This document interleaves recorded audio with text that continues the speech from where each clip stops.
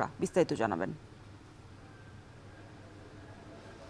রওশন। একটু পিছন থেকে শুরু করতে চাই। সেটি হলো গেল মাসের 10 তারিখের পর থেকে রাজশাহী এবং ময়মনসিংহ অঞ্চলে প্রথমে হামের প্রাদুর্ভাব ধরা পড়ে। সেই সময়ে ময়মনসিংহ মেডিকেল কলেজে প্রায় 10 জন রোগীরও বেশি শিশু এই হামে আক্রান্ত হয়ে মূলত আইসিইউ সাপোর্ট না পেয়ে, অর্থাৎ ইনসেনটিভ কেয়ার ইউনিটের সাপোর্ট না পেয়ে সে সময় মৃত্যুবরণ করে।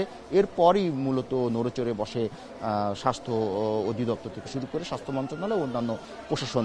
তো এই হামের যে প্রাদুর্ভাব সেটি ধীরে ধীরে দেশব্যাপী ছড়িয়ে পড়ে। তার পরপরই মূলত আমরা দেখেছি যে হাসপাতালগুলোতে শিশু যে রুগী, সেই রুগীর সংখ্যা ধীরে ধীরে বাড়ছে। যেহেতু হাম একটি উচ্চ সংক্রমণ একটি ভাইরাসজনিত রোগ, এটি খুব দ্রুতই ছড়িয়ে পড়ে।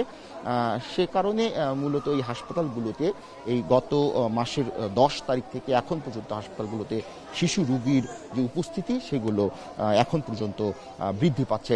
একটু বলে রাখি যে এখন পর্যন্ত যে রোগীগুলো হাসপাতালে আসছে তাদের মধ্যে উচ্চ জ্বর, চোখের নিচে লালচে দাগ এবং কানের পিছনে লাল এবং হাতের তালুতে লালচে দাগ নিয়ে মূলত উপসর্গ নিয়ে মূলত এই হাসপাতালগুলোতে রোগীর সংখ্যা ধীরে ধীরে বাড়ছে।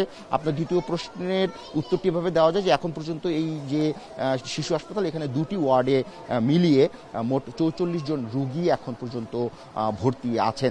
আমরা স্বাস্থ্য অধিদপ্তর থেকে জানতে পেরেছি যে আগামী রবিবার থেকে সারা দেশে এই হামের টিকা দান যে কার্যক্রম, সেই কার্যক্রমের সেই কর্মসূচি শুরু হবে। এরই মধ্যে আপনি জানেন যে গতকাল স্বাস্থ্যমন্ত্রী বেশ কয়েকটি হাসপাতালে এই হাম পরিদর্শন এবং হামের সর্বশেষ যে রোগের যে রোগ তত্ত্ব যে ব্যবস্থা সেটি তদারকিতে গতকাল স্বাস্থ্য অধিদপ্তর থেকে একটি অভিযান হয়েছিল। আজকেও হওয়ার কথা। আমরা পরবর্তী সংবাদ হয়তো আপনার মাধ্যমে দেশবাসীকে আরও তথ্য জানাতে পারবো। রওশন। রাজধানীর হামের পরিস্থিতি জানাতে শিশু হাসপাতাল থেকে যুক্ত ছিলেন জাবেদ আব্দুল্লাহ।